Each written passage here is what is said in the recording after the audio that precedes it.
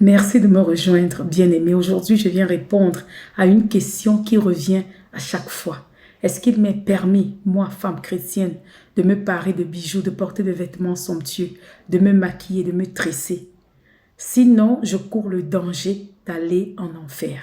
Je viens te dire, ma sœur, que ma foi est basée sur Christ. C'est lui seul qui est le chemin, la vérité et la vie. C'est lui seul qui me donne l'accès au ciel. Si j'ai le regard sur lui, comme étant l'auteur et le consommateur de ma foi, alors je dors tranquille.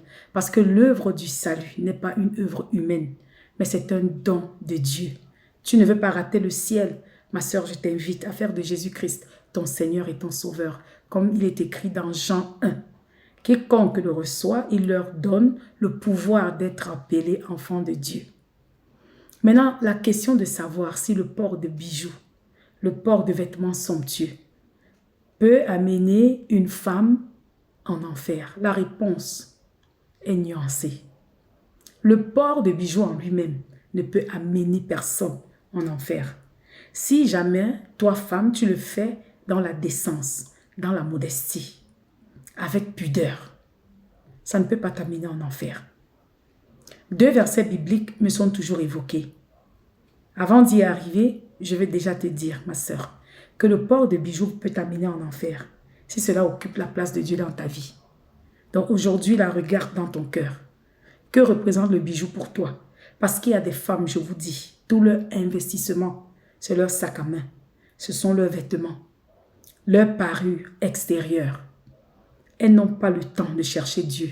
Elles n'ont pas le temps de se rendre à l'église. Toute leur vie, c'est vêtements, bijoux, joyaux, perruques, sac à main, cheveux. Là, c'est un péché. Là, c'est un danger. Mais par ma voix aujourd'hui, l'Éternel te demande de te ressaisir, de revenir sur le droit chemin. Vous savez, là où il y a votre trésor, là aussi est votre cœur. Dieu ne partage sa gloire avec personne. Il nous demande de l'aimer de tout notre cœur, toute notre force, toute notre pensée. Qu'est-ce qui occupe tes pensées tout le long de la journée? Est-ce bijoux, sac à main, maquillage? Là, il y a problème. Reviens sur le droit chemin. Le port des bijoux peut t'amener en enfer. Si cela est une occasion de chute pour toi, tu ne recherches pas Dieu. Tu t'éloignes de Dieu. Parce que c'est ça ton appui. C'est ça ta force. Pour toi, tu es la plus belle quand tu es maquillée. Tu deviens même méprisante, arrogante, vantade. Personne ne peut te parler. Tu crois tout maîtriser. Tu crois être au contrôle de tout. Quand tu as ton sacrifice, quand tu as ton vêtement somptueux, Dieu ne représente plus rien pour toi. Pour toi, tout s'arrête ici-bas. Ça devient une occasion de chute pour toi. Parce qu'à cause de tous ces vêtements somptueux, de tout cet apparat, tu oublies ton salut. Tu oublies qu'après cette vie, il y a la vraie vie, l'éternité. Là, c'est une occasion de chute pour toi. Ça peut t'amener en enfer. Le port des bijoux, le port de vêtements somptueux peut t'amener en enfer si c'est une occasion de chute pour l'autre. C'est-à-dire, ma sœur, lorsque tu te maquilles là, lorsque tu t'habilles, lorsque tu te pars, est-ce dans l'intention de faire tomber l'autre, de séduire l'homme qui est devant toi, de le pousser à pécher, de le pousser à tomber dans l'immoralité? Là, c'est dangereux parce qu'il est écrit que seuls ceux qui sont purs de cœur, ce sont ceux-là qui verront Dieu. Donc, Dieu qui connaît nos motivations, te connaît. Si tes pensées sont impures, alors tu es loin de Dieu. Et si nous sommes séparés de Dieu, ma sœur, c'est la destruction, c'est le chaos. Si par exemple le bijou que tu portes, le vêtement que tu portes est préalablement dédicacé, dédié à des dieux, à des idoles, mais tu les portes tout de même, tu es en train d'ouvrir la porte à l'ennemi de te frapper. Tu es en train d'ouvrir la porte au diable. Tu deviens la proie de Satan et tous ses agents. Là, c'est un problème. Mais si tu t'habilles dans la décence, si tu te maquilles dans la décence, ma sœur, tu n'as pas péché. Si ton cœur est accroché à Jésus, si c'est Jésus qui est ton appui, la force de ton salut, tu n'as pas péché. Ça ne peut pas t'amener en enfer. Ce qui nous amène en enfer, c'est lorsqu'on s'écarte de Dieu. C'est lorsque nous avons des idoles dans notre vie. Et ne limitons pas cela à l'apparu extérieur. Ça peut être ton mari, tes enfants, ça peut être ta voiture, les biens que tu as. Tout ce qui prend la place de Dieu dans ta vie devient ton Dieu. C'est un péché, c'est un problème. Ou bien lorsque tu t'habilles d'une manière excessive, extravagante, à frapper l'œil, tu viens voler la scène. Il y a des gens même qui sont sur la chair en train de prêcher. Mais on n'écoute plus le message. Tellement ils sont habillés d'une manière extravagante. Les gens passent le temps rien qu'à les regarder. Là, c'est un problème. Mais si tu t'habilles bien dans la décence, Dieu n'a rien contre cela. Les vêtements somptueux, ce n'est pas le diable qui a inventé. Hein. C'est dans la parole de Dieu. Vêtements somptueux. C'est de la Genèse à Apocalypse. C'est dans la parole de Dieu. Les bijoux, c'est la sirène des eaux qui a inventé les bijoux. Non, comment on vous fait croire? Allez regarder dans la Genèse. Les enfants de Dieu ont porté les bijoux. Rebecca a eu quoi comme cadeau? Des bracelets en or pour son mariage. Les Israélites, les femmes israéliennes, parfois, tous apportaient les bijoux au temple pour sacrifier à qui? Au grand Dieu. L'or et l'argent lui appartiennent. Bien-aimé. Le fils prodigue, Joseph, même lorsqu'il fut élevé, on lui mit quoi? Une bague au doigt. Le fils prodigue, lorsqu'il revint, c'est une robe. Qu'on lui mit une robe somptueuse et un anneau au doigt.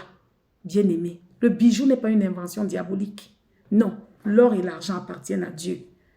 L'or est neutre, l'argent est neutre. Le couteau même que vous voyez est neutre. Il y a des gens qui utilisent pour tuer. Il y a des gens qui utilisent à bon escient. Donc, ce n'est pas ça le problème. Et si je reviens maintenant aux 2 versets qui sont toujours évoqués dans la Bible, je viens ici vous dire, mes bien-aimés, que la lettre tue. C'est l'esprit qui vivifie. On ne peut pas sortir 1, 2, 3 versets de la Bible, faire de cela une doctrine. Sinon, on va conduire les gens à la dérive. Ça va être une hérésie.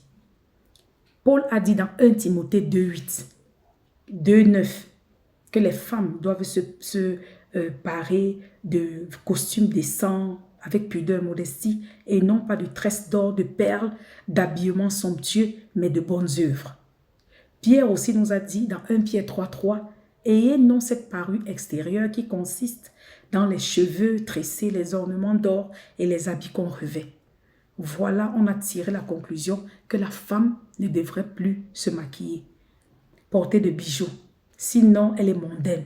Sinon, elle est une Jézabel. C'est faux. Ce n'est pas ce que Paul a dit. Ce n'est pas ce que Pierre a dit.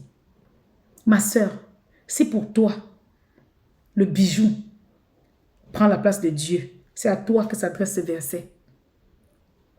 Si pour toi, le sac à main, sac griffé, vêtement griffé, devient l'idole, c'est pour faire tomber l'autre. C'est ton occasion de chute. C'est pour vous que Paul a écrit ce verset. Mais il n'a pas dit que la femme ne doit pas se maquiller. Et je vais vous répondre, bien-aimés. Nous devons avoir une idée globale de la Bible, de la Genèse, Apocalypse, pour pouvoir être en mesure de comprendre la pensée qui se cache derrière chaque verset. Parce que chaque écriture est utile pour corriger, apprendre, enseigner.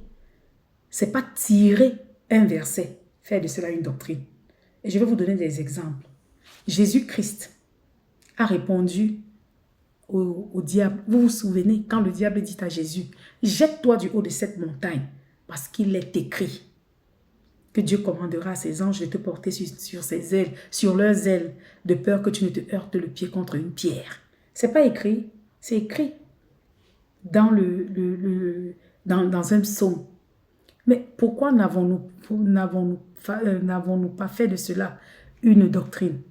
C'est-à-dire à chaque fois que nous, enfants de Dieu, on se trouve en hauteur, on se jette tout simplement. Parce qu'il est écrit, Dieu commandera à ses anges de nous porter. Non. Jésus a répondu au diable, il est aussi écrit, tu ne tenteras pas ton Dieu. Il ne s'est pas appuyé seulement sur ce verset, mais il a répondu. Est-ce que Dieu, effectivement, n'envoie pas ses anges nous porter? Bien sûr que si. Mais ce n'est pas quand on va le tenter. J'irai encore plus loin. Jésus-Christ répondit aux pharisiens qui lui dirent, mais Jésus, comment est-ce que toi, Comment est-ce que tes disciples peuvent manger avec les mains sales, les mains souillées? Pourquoi pas se faire laver les mains d'abord, se laver les mains avant de manger? Alors Jésus leur dit, c'est pas ce qui rentre dans l'homme qui le souille, mais c'est ce qui sort de l'homme. Bien-aimés, pourquoi n'avons-nous pas fait de ce verset une doctrine? C'est-à-dire, nous chrétiens là, les mains là, on ne se lave plus. On ne se les lave plus. On mange avec les mains sales. On touche objets souillés, objets impurs. On rentre dans la toilette, on ressort, mais les mains là, on ne lave pas. Pourquoi? Parce que Jésus a dit, c'est pas ce qui rentre dans l'homme qui le souille. Est-ce que c'est pas vrai? Jésus a-t-il menti? Mais dites-moi, qui parmi vous aujourd'hui, lorsqu'il se lave la main, pense qu'il est en train de pécher? N'est-ce pas une habitude qu'on nous surtout nous les Africains, on se lave les mains avant de manger puisqu'on aime bien manger avec les mains. N'est-ce pas on se lave d'abord les mains? Qui a déjà un jour pensé qu'il est en train de pécher? Parce que Jésus a dit que ce n'est pas ce qui rentre dans l'homme qui le souille. Est-ce que scientifiquement parlant, ce n'est pas prouvé que les mains sales là, portent beaucoup de bactéries, de virus, des vecteurs de microbes dans l'organisme, maladies infectieuses, choléra et tout? N'est-ce pas c'est prouvé scientifiquement? Alors qui ment ici? Qui a raison? Donc nous voulons dire que Jésus a menti. Anathème, impossible. Jésus ne peut mentir. Mais Jésus était ici en train de reprendre les pharisiens. Les pharisiens là qui existent encore aujourd'hui. Les pharisiens des temps modernes, vous là, c'est à vous que je m'adresse. Vous qui pointez du doigt les autres, vous avec les interdits, il ne faut pas. C'est toi qui iras en enfer, toi tu iras au ciel. Vous qui jugez, qui vous jugera à la fin? Vous qui mettez le joug sur les gens, le joug que vous ne pouvez porter, vous ne remuez pas votre petit doigt. C'est à vous que je m'adresse. Jésus n'était pas dur envers le pécheur. Non, regardez dans la Bible. Mais il était dur envers les pharisiens et les sadducéens. Ces gens-là qui venaient toujours faire croire qu'ils appliquaient la loi à la lettre, alors que le cœur était plein de rapine et de méchanceté. Jésus est en train de leur dire que vous mettez l'accent sur ce qui est visible, sur ce qui est apparent, mais les choses plus importantes, vous méprisez. Jésus est en train de dire que Dieu lui regarde au cœur de l'homme, mais vous les hommes, vous regardez à l'apparence. Allez d'abord déchirer votre cœur, ne déchirez pas vos vêtements. Allez d'abord laver, purifier votre cœur avant de penser à venir laver vos mains. C'est ce que Jésus est en train de dire. Il n'a rien contre laver les mains. Mais pourquoi n'avons-nous pas fait de cela une doctrine? J'irai encore plus loin. Dans Jean 6, Jésus nous a dit quoi? Travaillez non pour la nourriture qui périt, mais pour celle qui ne périt jamais, qui est éternelle, ce que le Fils de l'homme donne. Bien-aimé, pourquoi tu travailles? Dites-moi pourquoi vous travaillez. Qui s'est déjà vu en train de pécher parce qu'il est en train de travailler? N'est-ce pas c'est écrit noir et blanc? Prenons donc ce verset et faisons une doctrine. Jésus a dit ne travaillez pas pour la nourriture qui périt. Prêchons donc du lundi au dimanche, de janvier à décembre. Dormons à l'église, évangélisons seulement. Point, c'est tout.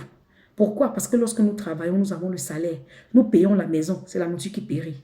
Nous payons la nourriture, c'est la nourriture qui périt, c'est matériel. Nous mangeons, le corps, si ça périt, la chair et le sang n'hériteront pas du royaume des cieux. Nous payons les vêtements, c'est la nourriture qui périt. N'est-ce pas? Jésus a dit, ne travaillez pas pour la nourriture qui périt. Mais c'est ce que nous faisons. Et personne, comme ça nous arrange, on a laissé tomber. Puisque l'argent là, c'est important. Non, on ne parle pas de ça. Le psalmiste, même avant, a dit dans le psaume 127, Dieu donne à ses enfants pendant leur sommeil. Bien-aimés, dormons. Dormons tout le long de la journée, toute la nuit. Parce que Dieu va nous donner dans le sommeil. C'est écrit, non? C'est écrit noir et blanc. Dormons donc. Ne travaillons pas. Oh, bien-aimés, arrêtons. Arrêtons. Chacun sera jugé par ses propos. La Bible dit qu'il ne faut pas qu'il y ait trop d'enseignants. Si tu n'as pas été établi, n'enseigne pas. Parce que tu rendras compte demain de chaque propos devant le Dieu Tout-Puissant. Ma soeur, mon frère, le psalmiste est en train de dire quoi ici? Si tu bâtis une maison sans Dieu, tu bâtis en vain. Si tu travailles sans Dieu, tu travailles en vain. Quelqu'un avait chanté, il y a Dieu dedans. Mais si tu travailles et il y a Dieu dedans, alors tu vas manger le fruit de ton Dieu labeur. Alors tu vas récolter. Alors tu seras récompensé quand Dieu est dedans. Jésus n'était pas en train de nous dire de ne pas travailler, puisque lui-même, il a dit que celui qui ne travaille pas ne mange pas non plus. Si tu veux manger, travaille. Allons-nous dire ici que Jésus s'est contredit? Non! Jésus est en train de nous dire, mettez plus l'accent sur ce qui est impérissable, sur les choses d'en haut, sur les choses éternelles. Ne vous accrochez pas sur les choses éphémères, les choses temporaires, parce qu'il y a des gens qui mettent tout leur avoir, savoir, pouvoir, leur force, rien que sur les choses terrestres. Ces personnes oublient qu'après ce monde, il y a le paradis. Après ce monde, il y a le monde qui vient et qui est éternel, qui dure à jamais. Jésus était en train de nous dire qu'il faut amasser au ciel, là où la teigne, le voleur, personne ne peut toucher. C'était ça la pensée de Jésus lorsqu'il parlait de ça. Donc je reviens, bien-aimé, à ces deux versets. Paul était en train de dire que toi, femme chrétienne, tu ne dois pas être remarquée par la longueur de tes cheveux, la couleur de tes cheveux, le nombre de tes bijoux ou la griffe de ton sac, tes vêtements somptueux, mais tu dois être remarquée par tes bonnes œuvres. Tu dois refléter Christ. Tu dois être différente de la femme païenne. Tu dois porter le fruit du Saint-Esprit lorsque les hommes te voient. Et tu dois dégager cette odeur de Christ. Oui, qui est ton identité, qui est ta définition. Tu dois faire la différence. Cette femme gracieuse qui craint l'Éternel, c'était ce que Paul était en train de dire. Ne vous fiez pas, ne vous accrochez pas, ne vous appuyez pas sur la parure externe, extérieure, mais appuyez-vous sur Christ. Lorsque le monde vous voit, vous dégagez le parfum de l'humilité, le parfum de la douceur, le parfum de l'hospitalité, le parfum de la paix, de la joie, de la réconciliation, de la persévérance, de la patience. C'est ce que Paul était en train de nous dire. Bien-aimé, arrêtez, arrêtez, ma sœur. Si pour toi, le bijou est une occasion de chute, ne porte pas. Si Dieu te dit, ne te pare pas de joyaux, ne te pare pas de vêtements somptueux, ne le fais pas. C'est parce qu'il sait que pour toi, c'est dangereux. C'est parce qu'il sait que tu perdras ton âme. Mais ce n'est pas une doctrine. Ce n'est pas applicable à tous. Écoutez, il y a des gens ici-bas. Manger sucré et salé leur est strictement interdit. Parce que c'est mauvais pour leur organisme à eux et non pour toute l'humanité. Le sucre n'est pas mauvais, le sel n'est pas mauvais, surtout si nous en consommons modérément, donc d'une manière acceptable. Mais il y a des gens pour qui c'est très mauvais. Il en est ainsi pour le port des bijoux, pour le port des ajouts, ces vêtements somptueux. Si c'est mauvais pour toi, laisse tomber. Ma soeur, si tu te trouves belle, sans maquillage, il n'y a pas de problème. Mais ne me juge pas. Ne juge pas celle qui le fait. Et celle qui ne le fait pas, que moi, que je ne te juge pas non plus. Le plus important, est-ce que Christ est ton appui? Est-ce que c'est lui l'auteur et le consommateur de ta foi? Est-ce que ton cœur est accroché à Christ? Alors, on se retrouvera au ciel par sa grâce. Toi sans tes bijoux et moi avec mes bijoux. Parce que de toutes les manières, tout ça restera ici-bas. Arrêtez d'abrutir le peuple de Dieu. Arrêtez de fermer la porte à celle qui veut rentrer dans le royaume. Vous refusez d'entrer, mais vous empêchez celle qui veut entrer d'y entrer. Ma sœur, fais attention. Il faut comprendre d'abord l'écriture avant de pouvoir porter le message. Paul était en train de parler à ces femmes-là. Vous les femmes, tant que vous n'avez pas de nouvelles coiffures, vous ne partez pas à l'église. Vous ne prêchez pas. Vous n'évangélisez pas. Tant que vous n'avez pas un nouveau sac, une nouvelle paire de chaussures, vous ne sortez pas. Vous ne vous approchez pas de Dieu. Vous sombrez même dans la dépression parce que vous n'avez pas de nouveaux vêtements. C'est à vous que Paul s'adressait. Mais ma sœur, si tu t'habilles dans la décence et la modestie, tu n'as pas péché. Jésus lui-même ne t'a-t-il pas dit que lorsque tu jeûnes, lave-toi, parfume-toi. Parfumer, c'est quoi? Sens bon. Oins-toi, que ton visage soit gai. C'est pas Jésus qui l'a dit? Bien-aimés, arrêtons. Arrêtons. Ne donnons pas une image que Dieu n'a pas, que Dieu n'est pas. Dieu est bon. Il est le Dieu libéral. C'est Jésus qui est venu nous libérer, nous affranchir. Et quiconque le Seigneur a franchi, il est réellement libre. Nous sommes libres en Christ. Mais notre liberté ne doit pas outrager l'autre. La liberté en Christ ne veut dire pas libertinage. Non. Tu es libre, ma sœur. Tu es libre de te maquiller. Tu es libre de porter ton bijou. Tu es libre de te coiffer. Tu es libre de porter ton vêtement somptueux. Si cela n'est pas pour toi une occasion de chute, si cela n'est pas une occasion de chute pour l'autre, si cela ne prend pas la place de Dieu dans ta vie, si tu ne le fais pas d'une manière extravagante et excessive, si Jésus-Christ est ton Seigneur, ton Sauveur, tu n'as rien à craindre. Ton nom est écrit dans le livre de vie. Sois béni.